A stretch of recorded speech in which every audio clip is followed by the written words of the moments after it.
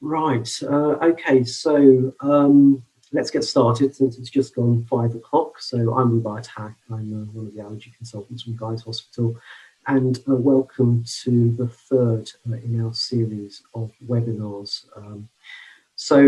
Today we're going to be talking about immunotherapy, and more specifically about the BRIT Registry, which has been an important initiative within the BSACI EDI Council. For those that aren't familiar with these webinars, this is something that we offer every 2 months or so. Each session is chaired by one of the council members, and it's a topic that is chosen by that particular council member. Just to let you know what's coming up on the horizon. So in 2 months' time, 26th of July, will be Andrew White, who will be talking about mast cell disorders. 2 months after that, 27th of September, we've got Matt Doyle talking about adrenaline auto-injectors in primary care. And the last one of the year that we've got planned is 29th of November by Amena, who will be talking about machine learning.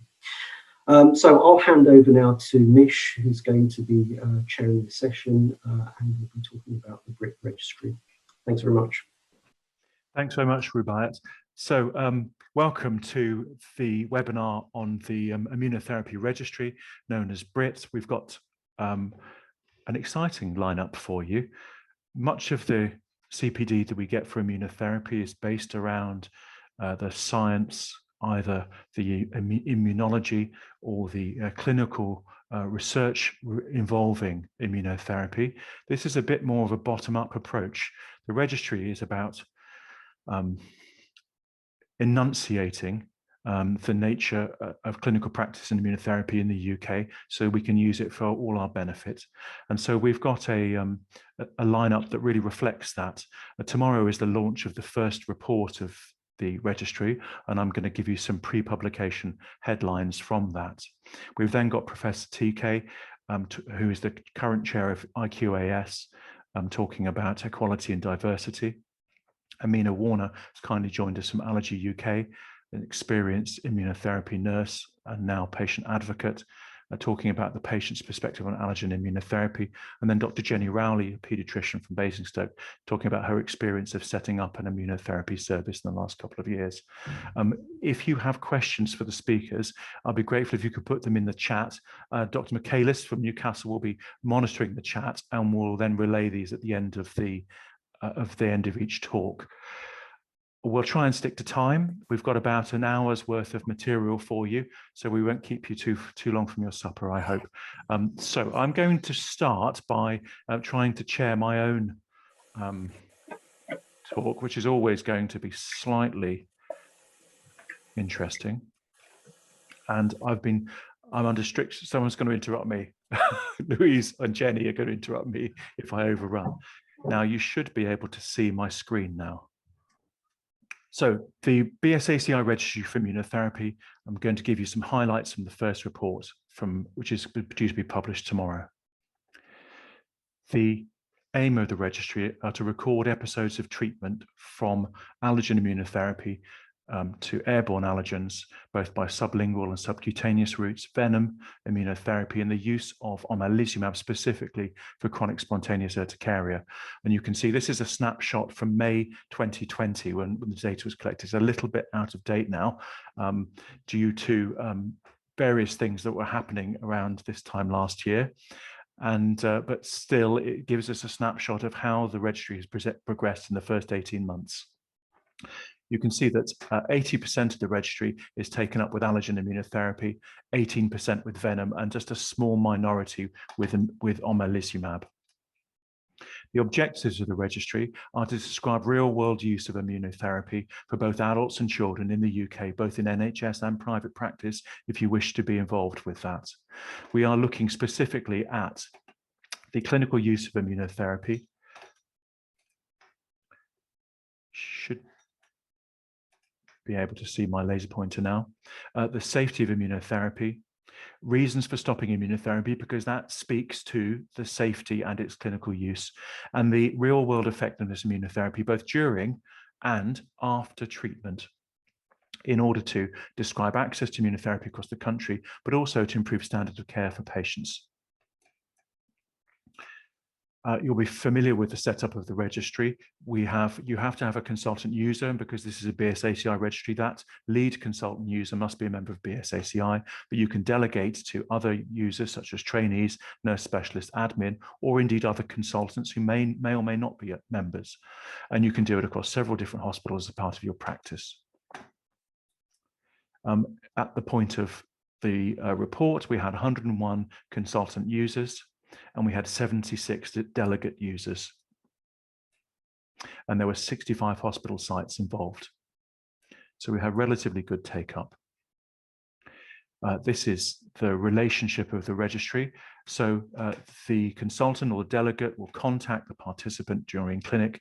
There's information sharing and written informed consent about the sharing of identifiers with the registry. That's then uploaded. The information is uploaded, the consent is saved in the medical notes. And as part of that, there's a request to ask the participant to be involved in patient-reported outcome reporting using email. So the registry then emails online reports that are then completed by the participant and then feed back into their registry file, which can be accessed. And at the time of the report, there were 580 participants in the registry, and 96% had accepted participating in email follow-up. So we had good take-up. This is what the registry users looked like. So our primary users, the consultants, 50% of them were either pediatricians or pediatric allergy specialists. And then 1/3 of the registry was adult allergy and immunology. And then there's a smorgasbord of other adult and pediatric specialties making up the rest of it. So quite a large showing from pediatrics, possibly related to me being a pediatric allergist, and my role is setting up the registry. But we have got some take up from adult allergy services and immunology services. But the delegate users, half of them were nurse specialists, 11% were trainees, only 1% admin, 32 we didn't know any information about them at the time of the report, and we're working on trying to fill in these gaps. And 9% were other consultants, so consultants who were not primary users, but were working from the registry purposes under the auspices of the lead BSACI member consultant. This is the spread of participants across the different nations. This is for the UK and Northern Ireland. And you can see there is an absence of any patients on the registry from Scotland and Northern Ireland, and very few from Wales. For allergen immunotherapy, there's a rough 60-40 split between Greater London and outside London. For venom immunotherapy, the majority of activity occurs outside London.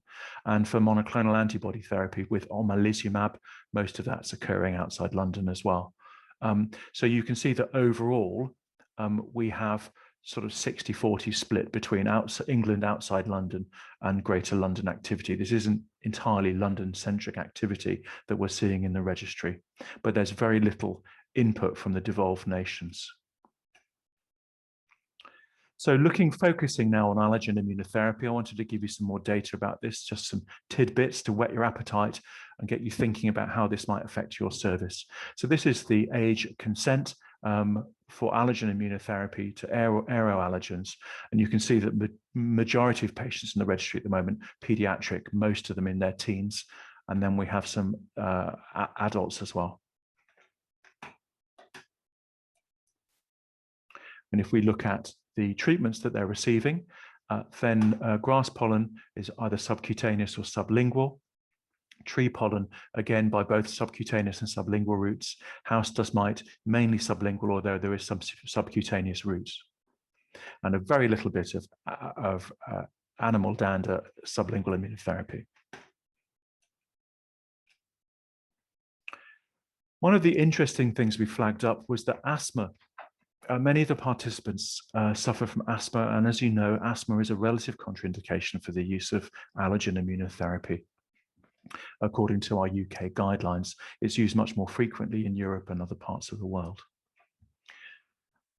you can see that when we split this between subcutaneous and sublingual, many of them didn't have asthma, but sublingual tends to be used more in patients who have a diagnosis of asthma than those who have subcutaneous therapy. We look at the severity, then you can get a feel for the severity of treatment by the other medications that the patient's using. You can see that in 37 or a quarter of them, no preventer was required. So these patients relying on reliever medications like salbutamol alone, so relatively mild disease. 60% of them had low dose inhaled corticosteroids. And then quarters of these long-acting beta agonists, leukotriene agonists, 5% had high-dose corticosteroid use, and then in a minority, just literally a couple of patients, monoclonal antibody therapy or continuous or frequent oral steroids.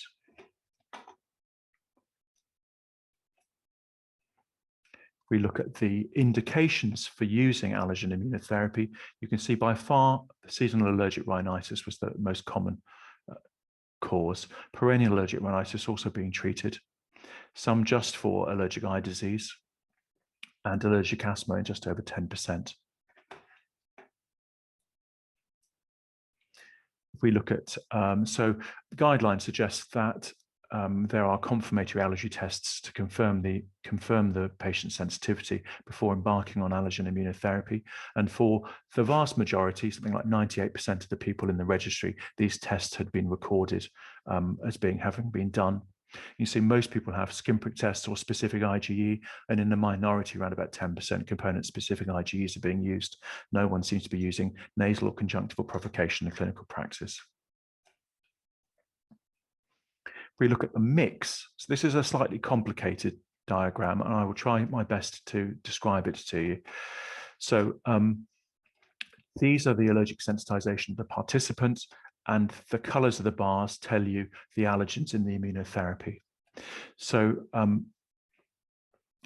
for instance, patients allergic to grass pollen, the majority of them received grass pollen immunotherapy, but some of them received tree pollen immunotherapy as well.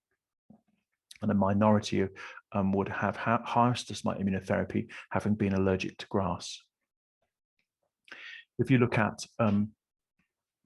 tree pollen sensitized patients, then it's roughly 50-50 grass and tree pollen. So the majority of patients who are being treated for tree pollen are also being treated for grass pollen as well as a combined treatment. And then with house dust mite, you can see that many of the patients with house dust mite immunotherapy are actually not being treated for house dust mite, but actually they're being treated for either grass or tree pollen instead. Hopefully that's clear. It's a complicated diagram, but it shows you the matching between sensitization and immunotherapy choices. And of course, that might have an impact on outcome. If we move over to venom immunotherapy now, you can see that there's a bimodal distribution of patients with pediatric use, and then in younger adults seems to be less use, but as you move into your middle years, it is increasing use.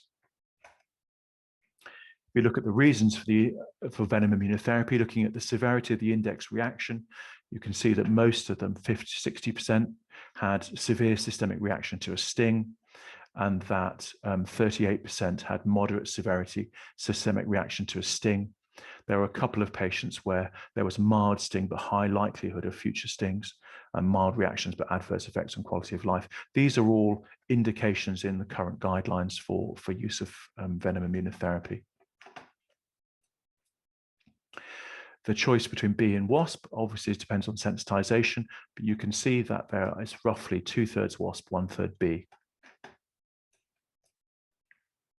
And if we look at updosing, the majority of patients are updosed using conventional weekly dosing over 3 to 4 months. Now we have new products with faster updosing, such as Alutard. There's some of that, and there are some one patient with ultra rush updosing in the registry at the moment. We also recorded some changeover from Farmalgen to Alutard or other agents. And this is what you're seeing here. And there's probably more of that in the registry now because the switchover happened just as we were taking the snapshot.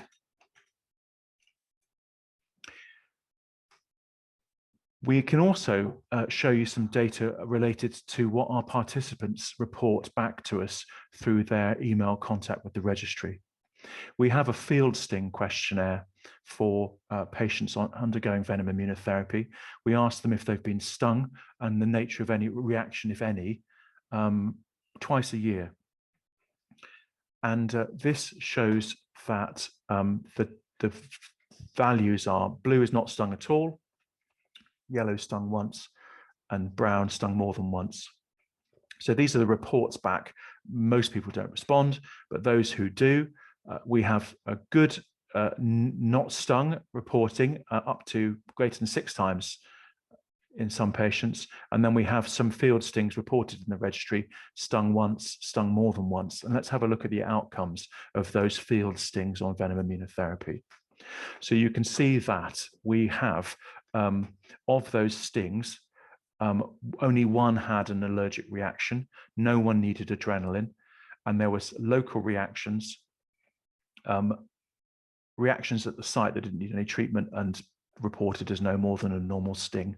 So these are patient reports. So we don't have a tremendous amount of clinical detail. We're not going to be able to get that directly from the participant with any accuracy, but we can record these events in a way that can be trustworthy to be reported by a layperson. So moving on finally to omalizumab, this you'll remember was the smallest reported area in the registry at the time we took the snapshot, and there was only 20 patients there. And so what I'm just going to show you is an example of some of the information we collect on the omalizumab patients, which is the other treatment that had been tried before starting omalizumab to try and treat chronic spontaneous urticaria. You can see the majority of them had high-dose antihistamines, and some of them will also had leukotriene antagonists as per NICE guidelines, and other treatments such as prednisolone and cyclosporin are being used as well. So what I've shown you is a little bit of the potential data that the registry can offer, and we will show you more of that as more becomes available. And also we will also think about and design ways of describing some of the other aspects that we want to report from the registry. So what I've shown you is the real-world use of immunotherapy and its clinical use in practice. What I haven't shown you is really much data about the safety of it or the reasons for stopping, or indeed its effectiveness in clinical practice by returning quality of life questionnaires. We will be looking at access to immunotherapy across the country. We can already see some disparities in the devolved nations, and we will hope use this data to improve standards of care for patients. What is next? Well, in 2020, we had 580 patients. This morning, when I checked, we had over 1,000 patients in the registry. It's almost doubled in 12 months, and it will continue to grow, I hope, exponentially over the next few years as more centres become available. Our job is to work with new and current users to increase the coverage of the registry and get a true picture of its use in clinical practice in the UK amongst allergy specialists. We will adapt the registry as new immunotherapy becomes available and the market changes. We will, I hope, address key issues for the clinical services so that we can answer important questions in terms of service delivery. And we will provide data to consolidate and enable change in our practice. That's all I wanted to say today. I'll leave you with a picture. I'd like some acknowledgements, actually. Firstly, all of those who've been involved in setting up the registry, all the ideas and conversations, the enthusiasm and collaboration that got this off the ground. Our current registry steering committee, our patient support groups, Allergy UK and Anaphylaxis campaign, who've been involved in this all the way through. The Royal College of Physicians IQAS services, who are now using the registry to look at how they make assessments of centres for accreditation. Dendrite Clinical Systems, who did the technical work behind the scenes, and the BSACI. supporting and hosting. Last not least, our pharmaceutical sponsors who've made this possible: ALK, Stallergenes, and Allergy Therapeutics. If you're looking for it, the registry can be found by clicking the links from the BSACI website, and you can register online. Thank you for your attention. Thanks, Mich. We've got some questions for you. So in line of time, I'm just going to give you two. One has come from Jürgen Schwartz asking Mich, were you able to confirm co-sensitization for patients treated for another allergen other than their main sensitization? Yes. So you can record all sensitizations in the registry, and it's easy. We're not asking for numbers. We're asking you just to tick those that have sensitization. And a second question's come beautifully from Saul, stating that he's amazed at the number of asthmatics being treated with immunotherapy, many potentially serious. It makes him feel that following the guidelines and having unnecessarily denied patients treatment. So I think that the slant that he's coming from is the benefit of such a registry, but it would be good to feed this back to guideline developers for their reactions and thoughts. And I think that's exactly what this is about. What would you say? Yeah, no, I agree with you. I think that's one of the things that the registry is going to be able to advise on, because we also look at safety as well and reactions and people who've had to withdraw from immunotherapy because of adverse events. And so we will either see a signal with certain types of asthma, or we won't. Certainly these patients, you assume that they have controlled asthma. So starting a patient with uncontrolled asthma on allergen immunotherapy would certainly be a risky thing to do. Perfect, brilliant. There's some other questions, but I'll answer them in the chat. And I think we'll move on for your next lecture. Great, thank you. So I'm now going to introduce the next lecture, and the next lecture is Professor TK from Birmingham, talking about ethnicity-based disparities and making immunotherapy services equitable.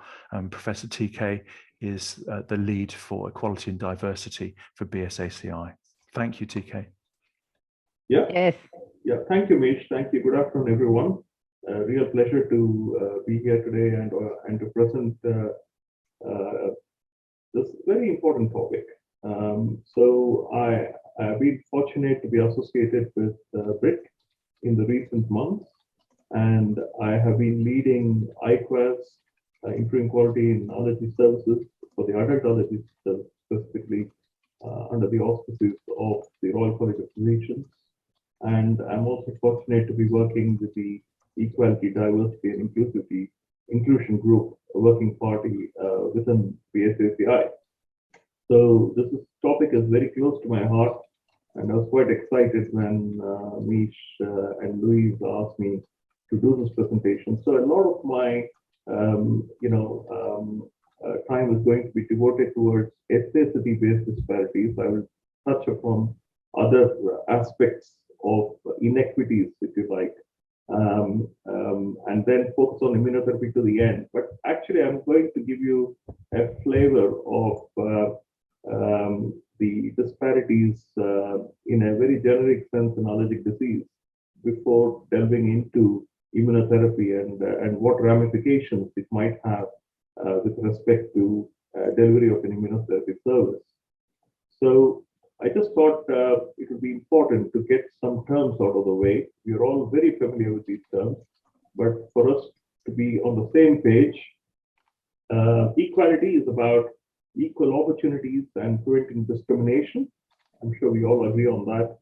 Diversity is about recognizing and respecting and valuing differences in people. And most important, health equity.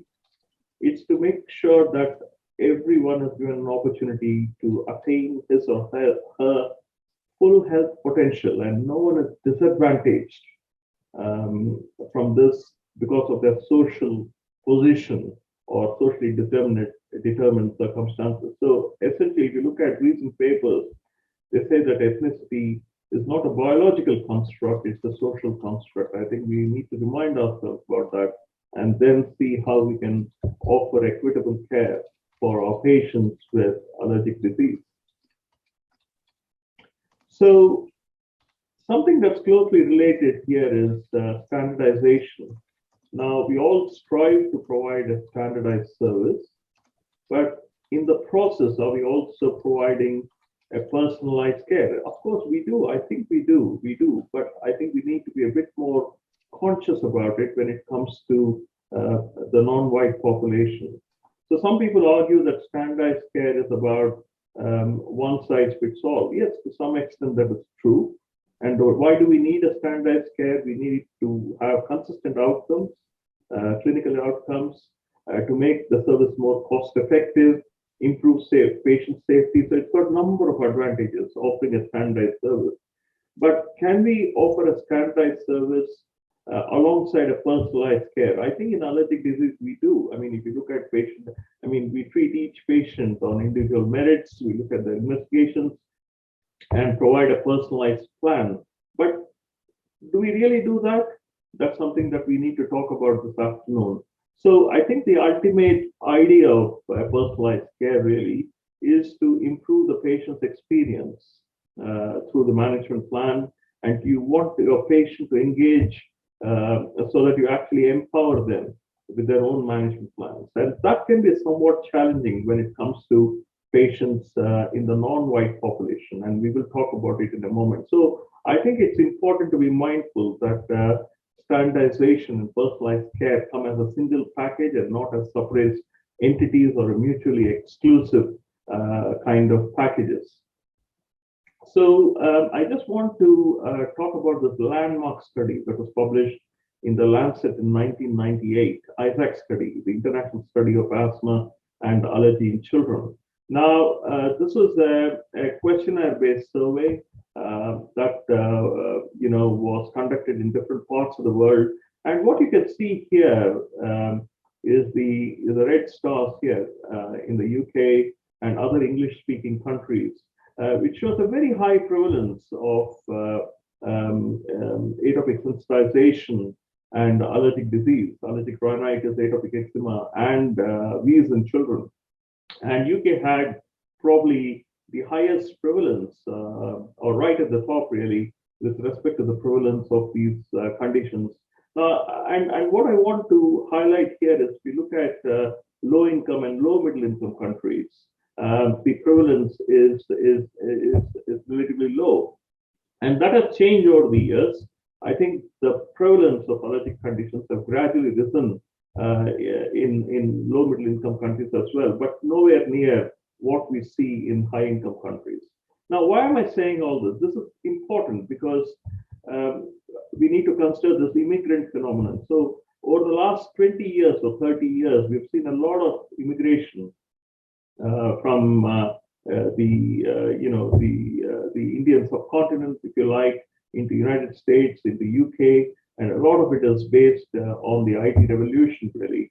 And what we have seen is these, the population, the non-white population, moving into high-income countries, have an enhanced risk of developing allergic disease. Now, I'm not going to go into the reasons for that, but there are several things have been proposed, including the hygiene hypothesis, changes in indoor environment, pet ownership, reduced biodiversity, and all of that.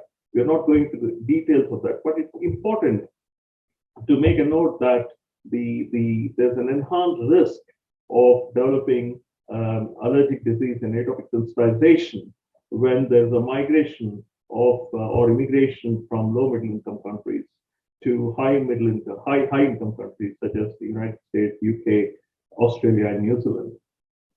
Now, this is some data that I extrapolated from ISAC studies, phase 2, phase 3 studies, and I want to just focus on India, not only because I hail from India, but also because India has got 20% of global population.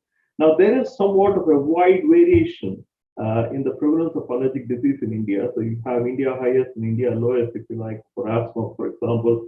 But I want you to focus on the first set of bars here. And what you'll see is across the board, the prevalence is relatively lower in India as opposed to high-income countries such as in the United States or Western Europe. And that's in keeping with the phase 1 of ISAC, which I just showed you, which was published back in 1998.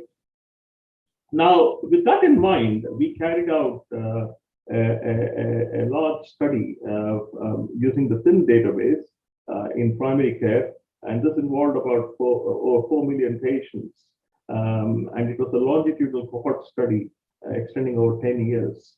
And what we did really here is we looked at the incident risk of immune-mediated diseases, 3 allergic diseases: asthma, atopic eczema, allergic rhinoconjunctivitis, and about 11 autoimmune diseases, both organ-specific and systemic autoimmune disorders, right from SLE, Sjogren's syndrome, vitiligo, rheumatoid arthritis, autoimmune thyroiditis, celiac disease, inflammatory bowel disease, and so on and so forth.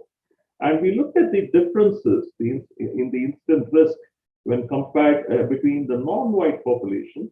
That is, we looked at 3 categories: South Asian, Afro-Caribbean, and mixed race, and compared it to the white population. And what did we see?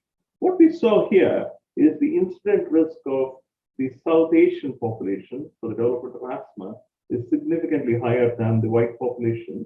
And across the board, non-white population in the UK have got a higher risk of atopic eczema when compared to the white population, and a very high risk of allergic rhinoconjunctivitis when compared to the white population. It's something that is a somewhat of a polarization as to what you see in these, in the non-white population, their native environment, and what happens to that risk, an exaggerated risk that happens when people immigrate to high-income countries. I'm just using UK as an example. Now, I tried to get a lot into one slide here, but what I want to show you here is the incident risk of systemic lupus erythematosus is significantly higher in all the 3 groups of non-white population. Now, if you look at vitiligo, very high in the South Asian, about nearly 5-fold higher, and significantly higher within the other 2 groups as well, Afro-Caribbean and mixed race. And look at the autoimmune thyroid disease here, it's significantly higher across the board in non-white population. And there are other differences that are seen with other diseases as well. But the 3 main conditions where there's a significantly enhanced risk is seen between SLE, vitiligo, and autoimmune thyroid disease. Now, the problem here is that we don't have robust data regarding the incidence and prevalence of autoimmune diseases in low middle income countries. So generally, the data is somewhat sparse, but if you look at even that, you can say that the prevalence of these conditions are somewhat low in low middle income countries, as opposed to what you see in the white population. So what I'm trying to say here is that as the non-white population move into a different environment in high-income countries, there's an enhanced risk of immune-mediated diseases, that is both allergic disease as well as autoimmune disorders.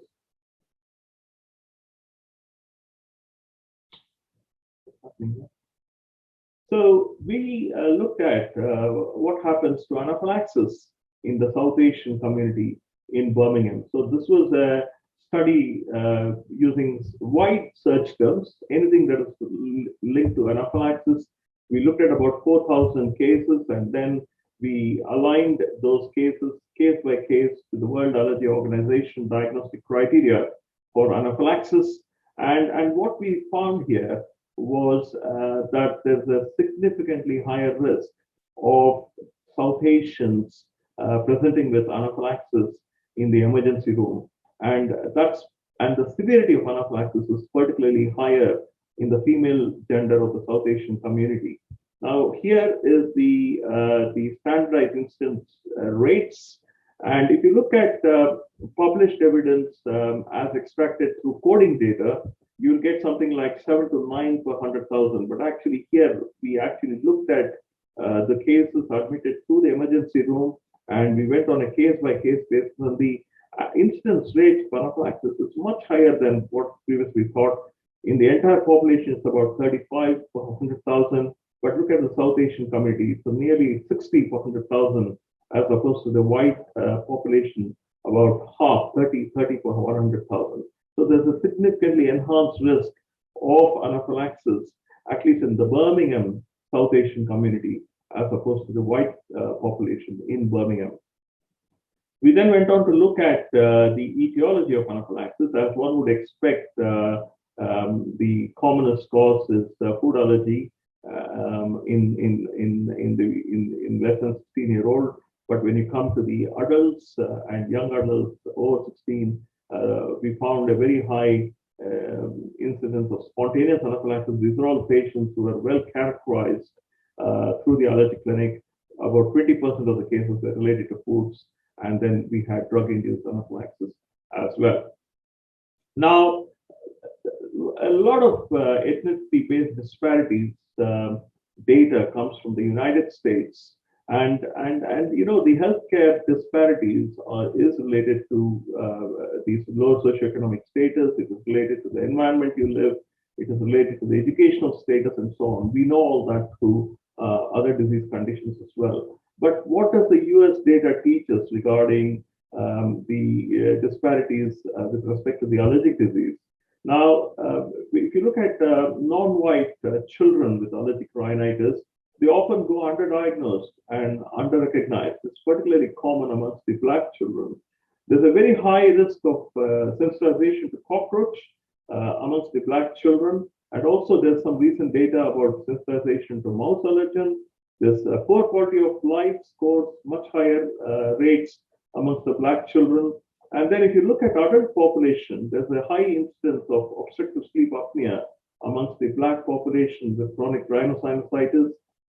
It's less likely for a non-white child or an adult to be on allergen-specific immunotherapy. And also, if you look at the total duration of allergen immunotherapy, it is significantly lesser amongst the Latin Americans and the Black population in the United States. Now, if you look at asthma, the more frequent exacerbations and visits to the emergency room in the Black population, and they're 3 times more likely to be hospitalized with acute asthma, and there's a lot of data regarding poor compliance therapy. But the actual disease severity, is it because the disease is more severe? I don't know. I don't think that's been firmly established. I think what the data suggests is really the acute exacerbations and frequent use of corticosteroids is more related to poor compliance to therapy. And the same kind of differences have been seen with respect to atopic dermatitis, greater severity of the disease, and also there's some differences in the clinical presentations amongst the Black populations. I'm not going to go into details.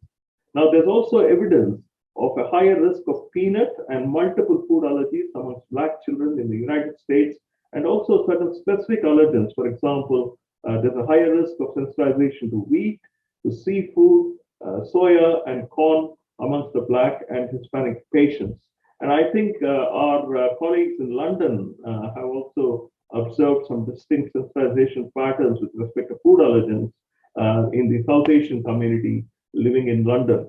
And even in Birmingham, we see a lot of multiple food allergies and enhanced sensitization to seafood allergens amongst the non-white population. So there are some distinct differences that one has to be aware of if you want to provide personalized care to these patients.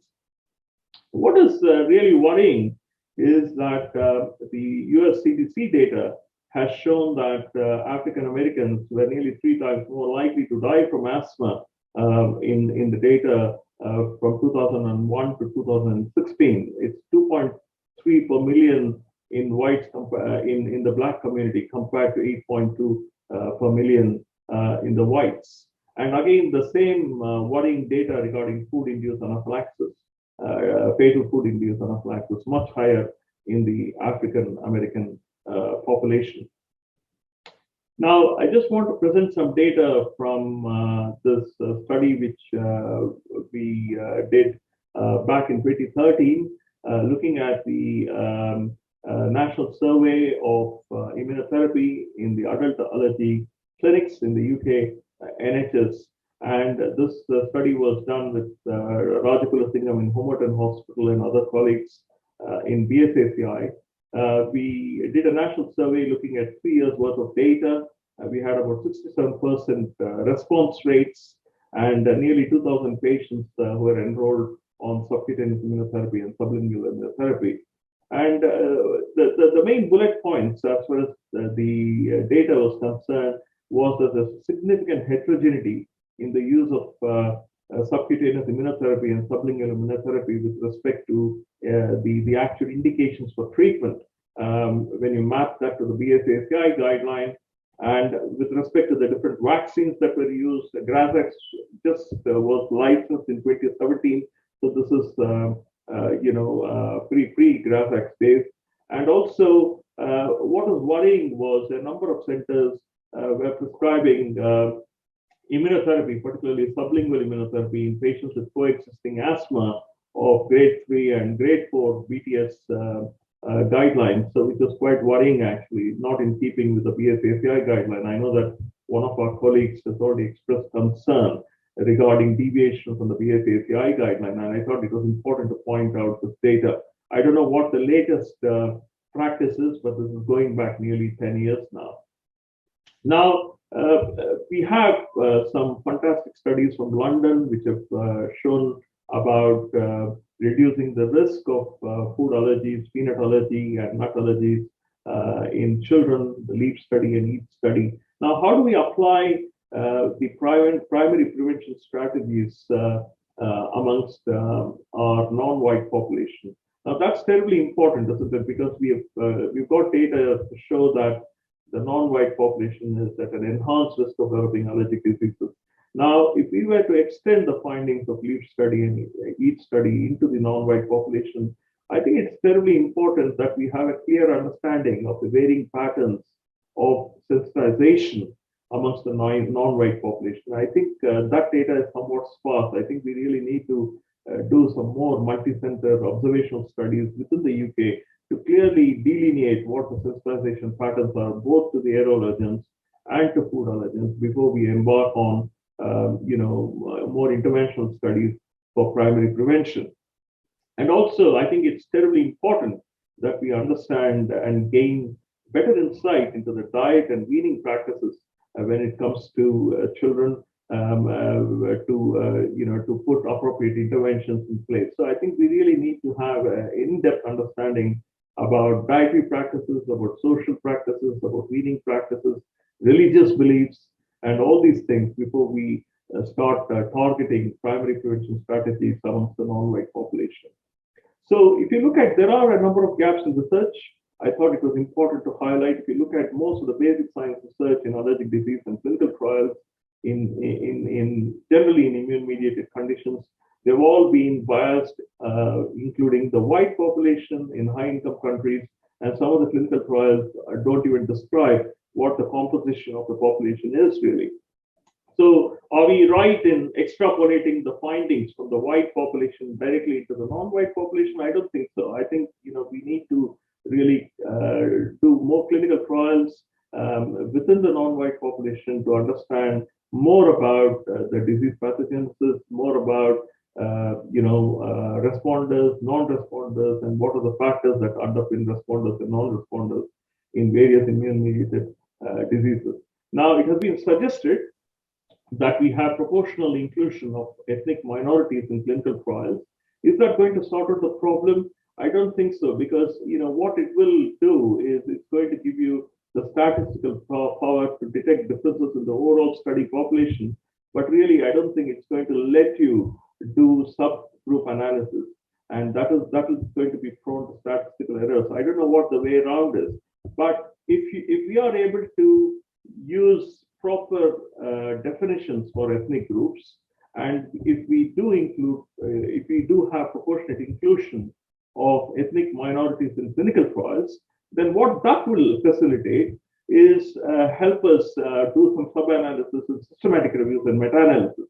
And that might be a way to get around this in a more logistic and pragmatic way, really. So I think it's important that we standardize our own definitions about ethnic groups.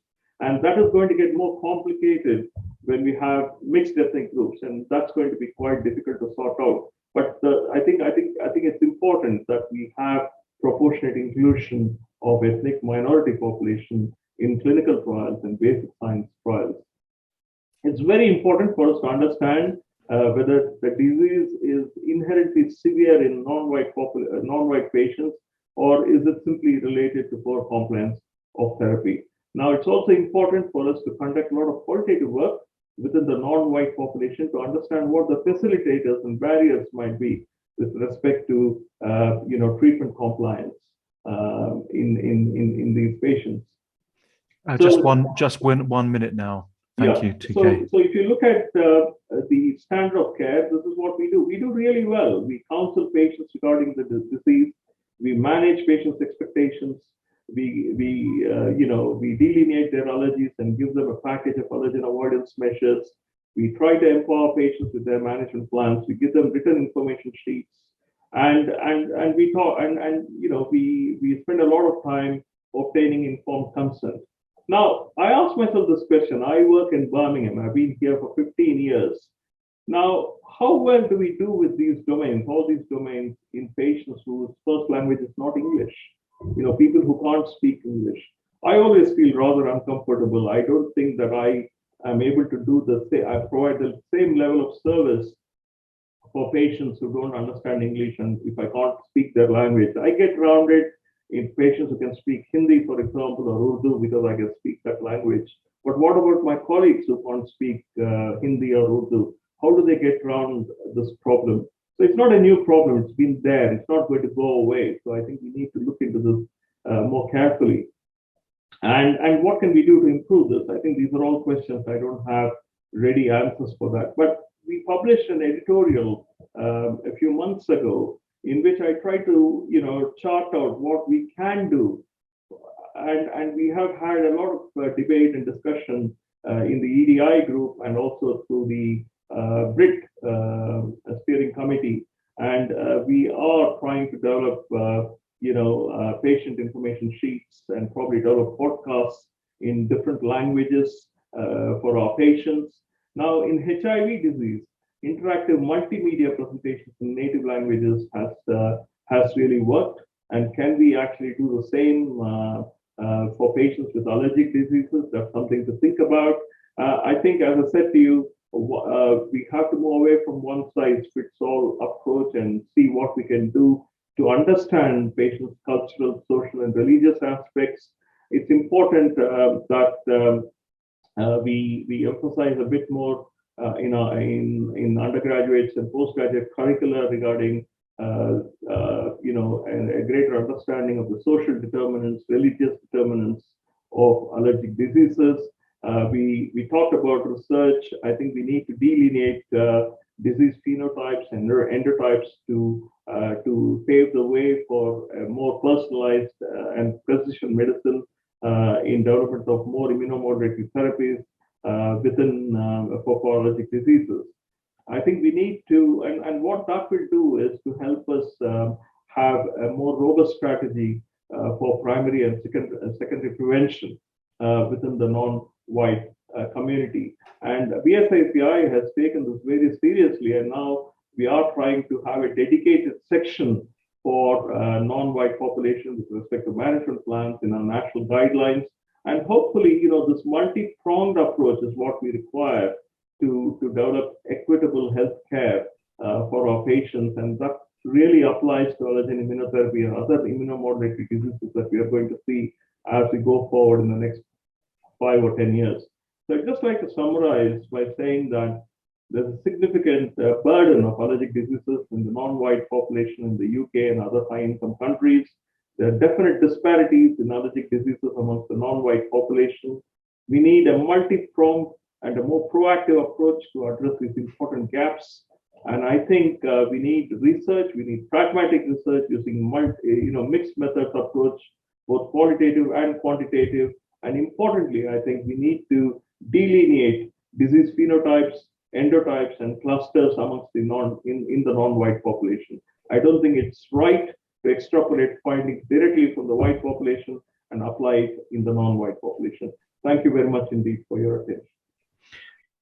Thank you, TK. A compelling case, and certainly making me reappraise my practice and thinking about how we need to look to the future. We don't have time for questions. We're going to move on, but if people want to put questions in the chat, then we can address those at the end. So I will move now. Thank you to Amena Warner, who's patient advisor for the a nurse specialist for Allergy UK. Thank you, Amena. Thank you very much for the invitation to this webinar. I'm going to be speaking on the patient perspective on immunotherapy. A tiny bit of background. Next slide, please. Thank you. Just a very quick background on who we are. We were formed 30 years ago in August and called the British Allergy Foundation. We were formed by UK allergists because they believed there was a gap in supporting people living with allergic disease. And many of those clinicians that set us up were members of the BSACI. Our mission is to raise the profile of allergy at all levels across the UK. And so we try and do this in the devolved nations as well as mainland in England as well. So we really hear from people all over the UK, and some of the things that people tell us are quite worrying. So some of the things we might want to lobby and advocate for, and our vision is that everyone affected by allergy receives the best possible care and support. And things that we do that we feel are trying to make a difference to people, to empower people with allergy to manage their symptoms. We do this by a number of fact sheets and information, and they can join our support networks, etc. So that's how often we get information, so that we can be their advocate, if you like, from things they're telling us through our helpline and our chat lines, etc. And so we try and help them, signpost them to where there might be clinics and where they can get treatments and therapists that can help them in their journey with allergy where it's needed. We also try and educate, because we try and address the disparity between awareness of allergy within the primary care, as well as trying to upscale the knowledge of patients with allergy as well. So these are some of the ways that we can do that to make a difference. So just touching on some of the things that TK has already said, some of the environmental influences that we believe is why allergy is on the rise are sometimes unavoidable and outside of a person's control. And so sometimes there is indications for therapies to address those type of concerns. And as Allergy UK, these are things that we do in the background, try to lobby and help with to try and address and reduce some of those environmental allergies or allergens. So this is one of the things we try and do. We look at where there might be environmental influences that might affect the allergens within the both the indoor and the outdoor environment. So things like there's an environmental bill going through Parliament at the moment, so we try and get involved with things like that, because we know that there's a big problem with pollution and with global warming, with all sorts of environmental issues that are changing the way that the pollen seasons are and the different types of pollens that might be in the air, etc., that people can't always control their exposure to. We do know that in buildings nowadays, there is a lot of leaning towards trying to seal almost our houses, because it's all about energy conservation. And so with that increases the indoor temperature and the humidity of the indoor environment, perfect breeding grounds for house dust mite, molds. Even with COVID, we learned about numbers of people having pets within the house, trying to reduce their isolation, helping with taking people out for outdoor exercises, etc. And so, of course, people were exposed to pets within the indoor environment, and they can get problems with pet allergy as well. And so these are the types of things that we hear about within Allergy UK and what patients are actually telling us. So we know that the quality of life is reduced for patients with venom allergy, food allergy, pet allergy, and pollen allergy, and some of the things that immunotherapy may help address. So these type of allergies, allergic manifestations, significantly increase burden of the disease for patients. There's a higher level of anxiety and depression, emotional distress from living in fear of accidental exposure, and trauma from near misses. And sometimes I don't think that's quite really appreciated within the clinical environment of how traumatic having a near miss or an anaphylaxis is to a patient and their families, and how they would try and access some sort of treatment that might affect that, and for future to reduce that future happening, if you like, and also the near misses with asthma exacerbations as well. So people with allergy, their quality of life can be reduced in more ways than we really can appreciate when we just look at maybe just research data, etc.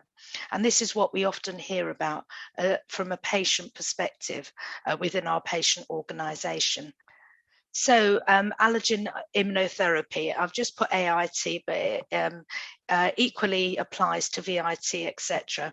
So we identify patients who might benefit as part of the right patient, the right treatment, the right time type of concept.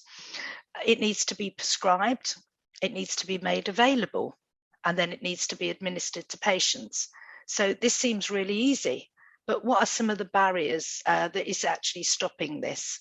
So this is a very busy slide, and there's 3 slides on patient barriers to immunotherapy, and these are just a few of them. I'm sure there are lots of others. So first of all, lack of recognised policy about allergy and their treatment, and that's something we continue to work with the National Allergy Strategy Group, the all parliamentary groups, and lots of people that we might try and put influence on. Lack of agreed clinical pathways, although the BSACI has immunotherapy guidelines for allergic rhinitis, venom allergy. This is much more to try and standardise practice rather than lead our whole healthcare system to understand immunotherapy's existence and the pathway to actually getting those types of treatments. There's a failure to recognise the manifestations of allergy in primary care, and in UK the referral system to secondary care is via our gatekeepers, our GPs. So if they fail to recognise manifestations of allergy, sometimes the patient never really gets to the place where they might actually have a chance of having treatment apart from antihistamines and maybe the things that GPs can prescribe. Very few GPs are aware of immunotherapy, what it treats and how it treats it. There's a lack of knowledge amongst patients, caregivers, and primary care about the benefits of immunotherapy. Very few allergy services nationwide, and where there are, very few of them do the full complement of immunotherapy, offering both subcutaneous, sublingual, and now we've got marketing authorization permissions for oral immunotherapy as well, to some, a food allergen. So, and this is going to be very much coming on board in the future with food immunotherapy. So we need to find out how patients can access services and what types of immunotherapy are available, and try and make the treatments available to all patients to try and reduce the postcode lottery. And there is a postcode lottery of where services are in the UK. We've heard from the BRIT Registry about the devolved nations. There's very little provision, and there's very little provision for patients with immunotherapy. I remember hearing from a patient in Wales that travelled over the Brecons to have venom immunotherapy. When you've got a 12-week updosing schedule and you have to do that once a week, and then there's a 3-year course, that's a lot of travel from a long distance. You know, these are the considerations for patients. So there's little guidance from NICE on immunotherapy and care pathways to treatments. So that's something we need to influence. Travel time to clinics can be extensive from remote parts of the UK, or even from parts of the country where immunotherapy is not given to a clinic where it is. So that can be problematic. And when considerations of treatments are made, quality of life is not adequately adjusted for in all cases. So we need to really take the quality of life of the patient really into consideration. And I'm not just talking about the people who are sort of the converts of the BSACI who already know much of this, but I'm talking about to the payers and to the people who can influence our healthcare system. And patients on the whole are reliant on their healthcare professionals to inform them about treatments. So awareness of immunotherapy really does need to be raised to HCPs as well as to patients. So we're talking about GPs, practice nurses, because often practice nurses might deal with patients who have allergic rhinitis, or they might pick them up in their clinics, etc., of patients. So they need to know about this as well. And also to non-allergy physicians and people who work in our healthcare system. The long duration of treatment really does need careful rationale and regimes discussed with the patients, because if you want patients to comply, they have to understand the treatment that's being offered and the regime that's going to be given. And TK very nicely touched on all the language barriers and some of those problems that families might be able to face, distance and actually understanding that the treatment may not be just for 1 or 2 occasions, but for a long period of time. And so, and what the therapeutic benefit might be to them. So in a really patient-friendly, understandable way. And so adherence to treatment, as we've heard from TK, there's dropout from some groups. And is that because we haven't explained? Is it because our literature is in English and not in their language? So they haven't fully understand about the treatment, all the therapeutic benefits. And then there's the availability of products, the use of licensed products, unlicensed products, and how we use them. And some of the drug and therapeutics committees in some of the hospitals will say you have to use licensed products where they exist instead of unlicensed products. And so it may restrict the amount of immunotherapy that's given. And subcutaneous immunotherapy demands regular clinic appointments and sometimes with lengthy monitoring waits. And some patients, especially if they're in work, they really have to consider whether their work will let them have time off for such a lengthy regime to do this. And so that can sometimes be a barrier. And concerns about side effects, safety, the risk of adverse events, and how prepared settings are to accommodate this. This is why it's not given in GP surgeries anymore, whereas historically it was. And so many GPs still think immunotherapy is not to be given because of the the risks of it. And so, you know, our BSACI members will know that you have to have it in a setting where you have resuscitation facilities, etc., to give subcutaneous immunotherapy. But you know, that might be a barrier to getting a referral if the GP doesn't understand that this can be safely given in the right type of setting. Acceptability to the patient as well. Is it subcutaneous? Is it sublingual?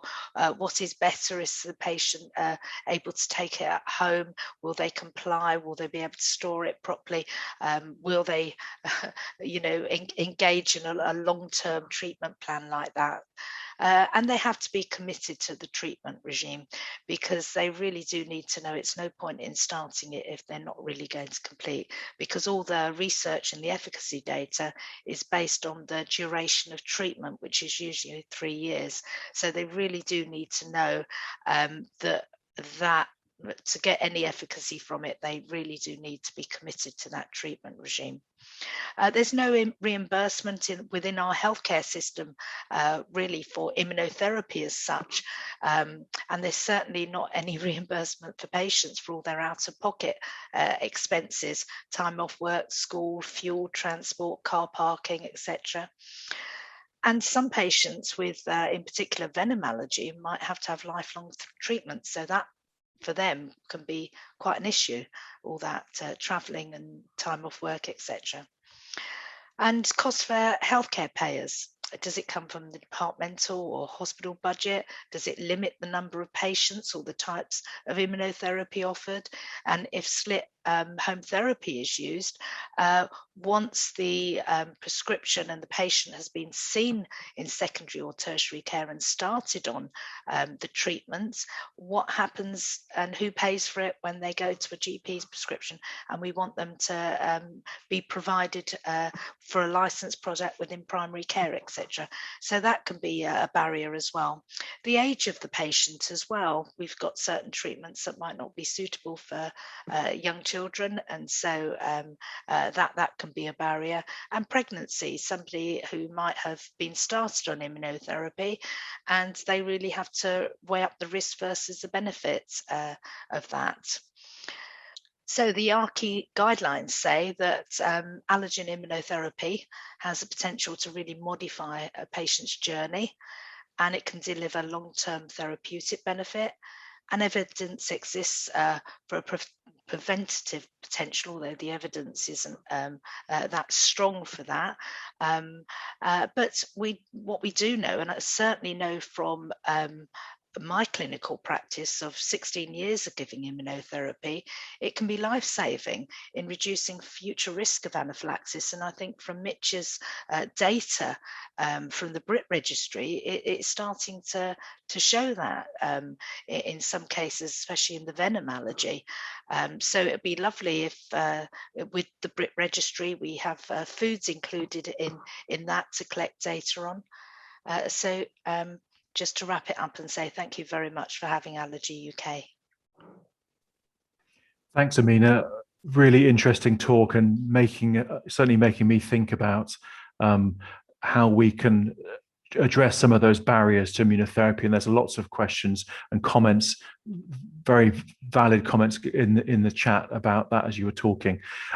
Given that we're pushing the limits on our time, I'm going to move straight on to introduce our last speaker, Dr. Jenny Rowley, who's a consultant paediatrician with an interest in allergy and respiratory medicine, working in Basingstoke, North Hampshire hospitals, who's going to be talking about setting up immunotherapy services. Thanks very much, Jenny. So hi, everybody. My name's Jenny. I'm one of the paediatric consultants working in Hampshire hospitals, and I've been in my current post for about 3 years. Now, I was asked if I would talk about setting up an immunotherapy service. I feel a little bit of a spoof being given that title in some respects, because when I came to Hampshire hospitals, there was already a immunotherapy service running, but it was very ad hoc without a huge amount of structure. So what I've really done in terms of being able to sort out the service is more put a formal structure in place and get it so that it has a pathway and more of a recognisable referral pathway all the way through to actually being able to give the treatment in the end. A little bit about our trust itself. So we serve the population of Hampshire and West Berkshire. We consist of 3 main hospital sites, one in Winchester, one in Basingstoke, and then we also have a minor injury unit and an outpatient facility in Andover, with a very small service in Alton as well. Our population is about 570,000 patients. So when I first came in, as I mentioned, there was a handful of patients, some of whom had been started on sublingual immunotherapy, and they were at varying different stages throughout that process. But there didn't seem to be a formal setup, a formal clinic, and a recognised pathway for these particular people. So I started really at the beginning and looked at how we could actually create a service that passed through all of the hoops that you'd expect a normal service to have. So right at the very beginning, I started basically with a piece of paper and an ideal plan.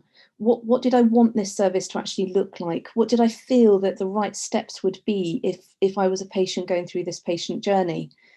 From all the way right at the beginning, from the referral pathway, all the way through until them actually receiving their treatment in the end. And to start with, I actually started by having around about 6 months in post, where I just collated numbers.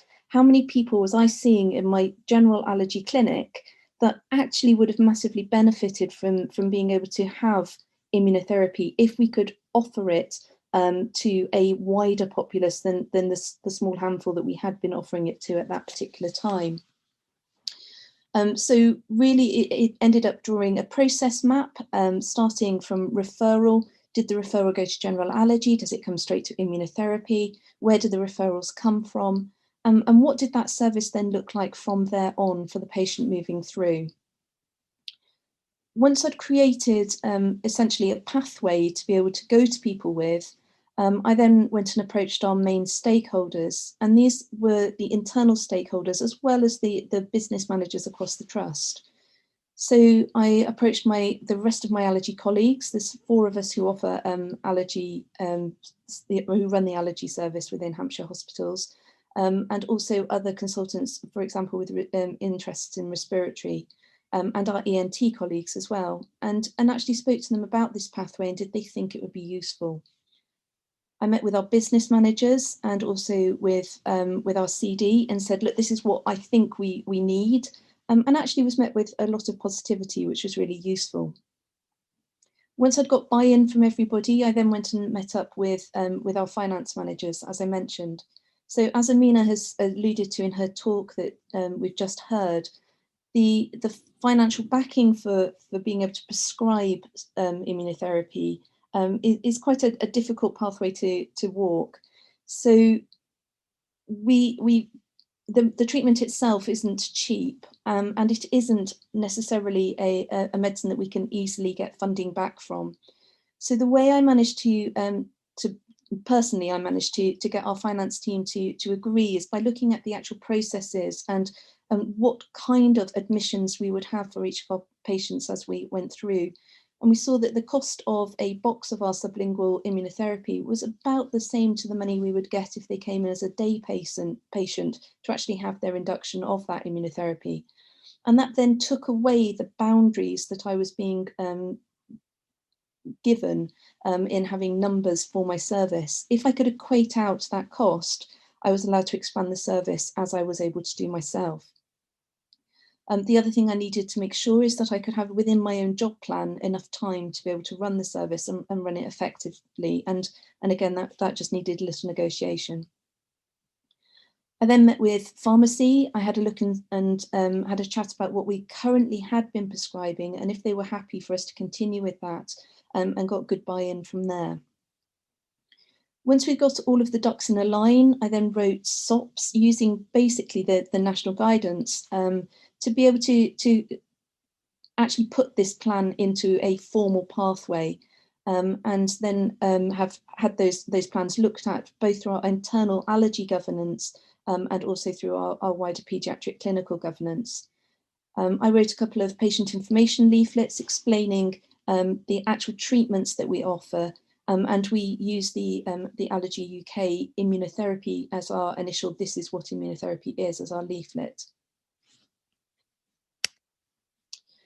So our service, I thought it might be useful if you have an idea of the kind of things that we're actually doing. So we offer just sublingual immunotherapy, partly because of the setup that we have. We don't have a paediatric intensive care unit.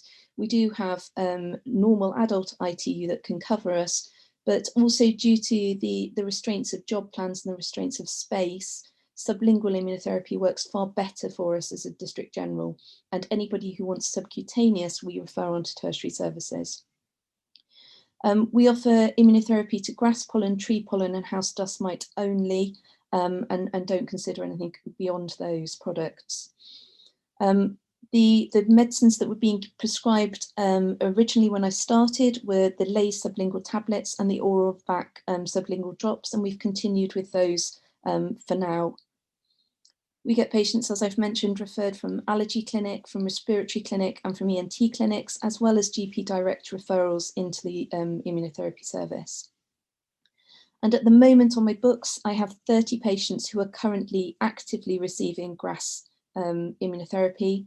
I've got 5 receiving tree immunotherapy, and I've got another 3 who are due to start in January coming through already, even though we've only just really done the inductions for this year. And I've got 14 currently receiving house dust mite treatment, with another 5 who I'm due to have in the next few weeks to get started. So our pathway at the moment for how we do our pollen treatment. So the initial referral gets sent through to us and is triaged by one of the members of our allergy team. That referral then filters its way through to me, so I can do a second triage and make sure it's appropriate. We have an initial face-to-face outpatient appointment where we go through talking about consent, we talk about the products, we do a quality of life score, and we look to see whether or not this is the most effective next step, or whether there are other modifications that may be more beneficial. We also have a look to make sure that actually there are no contraindications at this point, to make sure that this patient really is right for this treatment. Once it's all been agreed, and I don't tend to make the patients and their families decide there and then, I give them all the information. I ask them to call back to my secretary within the next week or 2 to let me know if it is something they still want to go ahead with, if it is appropriate. Once I get that confirmation, we then order the product through from pharmacy and arrange for them to come in when the products come into pharmacy as a day case admission for induction of their treatment. They then get a telephone appointment. In the world of COVID, everything now switching to telephones has actually been quite beneficial for these patients. And we get a telephone review appointment in 6 weeks to just check, firstly, compliance, secondly, side effects, and whether or not actually they have any additional questions or if they've had any problems with the treatment. They have open access for the whole duration of their treatment course, so are very aware of how to call in if needed. And then for pollen, at the end of the season, we have an appointment with them in October so that we can review exactly how that previous season went, whether they think it had any impact on their allergic rhinitis at that point, and so we can make a decision if they'd like to continue as well for the following year. The pathways for our house dust mite are very similar. The main difference being that we review them 6 weeks into treatment, and then because house dust mite is a continual treatment throughout a 3-year period rather than just a seasonal treatment, they are asked if they will call in when they've got one a small amount of their treatment left, so that we can order the next one to allow that continuality all the way through the 3-year period.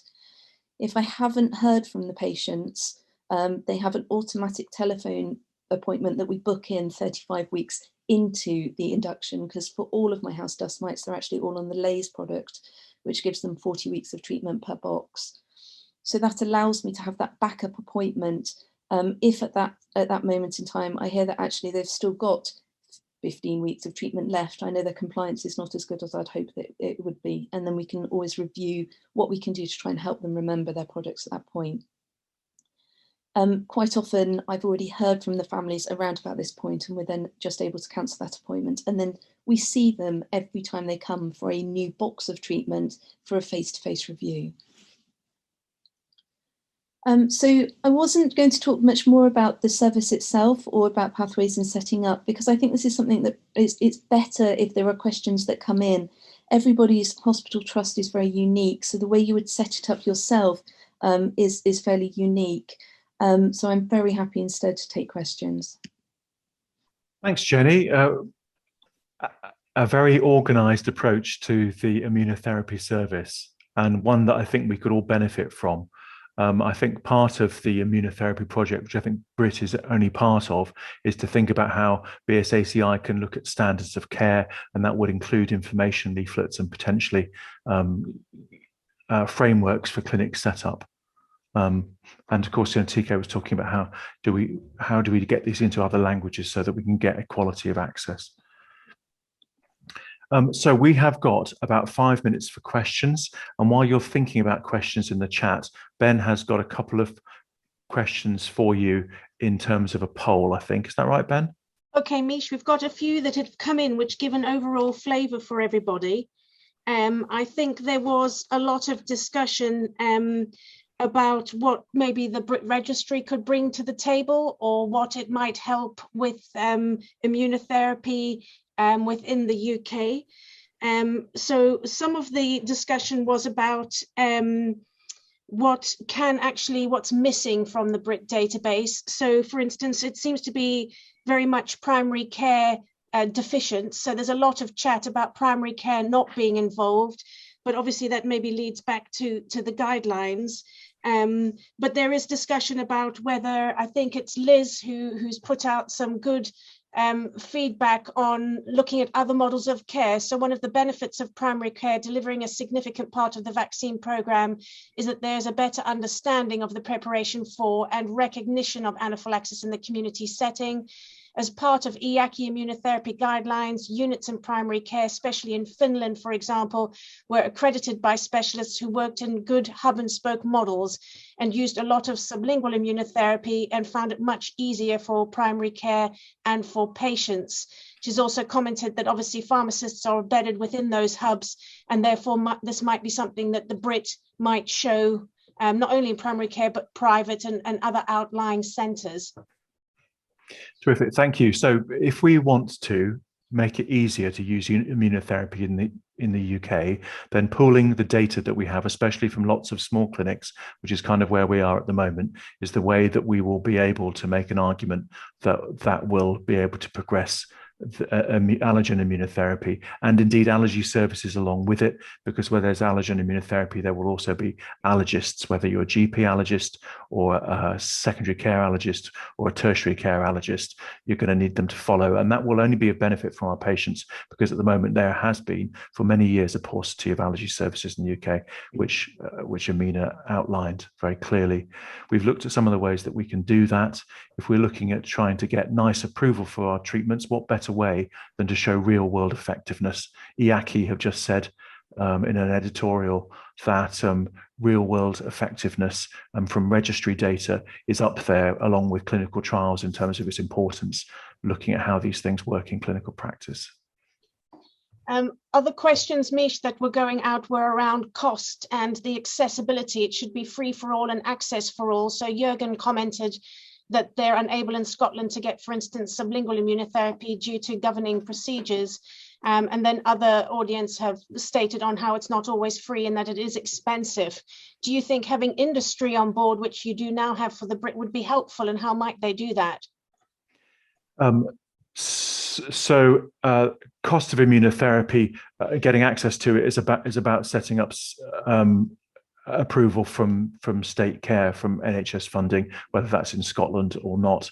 Certainly we're working with our services around the UK.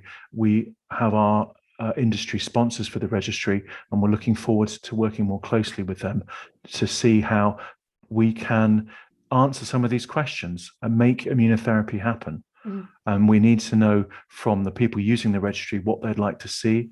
We need to know from industry what the information that they need to progress their case for licensing their products, and for getting the approvals that they need in place that will then help us to get access. It's all related to each other, and working together is the way to do this. I'm just conscious of the time. We're over time now by a minute, and we've had some really interesting discussion here. And thank you, everybody, the speakers for some fantastic talks, and for the delegates for engaging and thinking carefully about immunotherapy. And hopefully that will continue. Please go onto the BSACI website tomorrow, download the first report, which will be available as a free PDF. Have a look, think about how the registry can help your service. I think that's everything, and I wish you all a very good night. Thank you.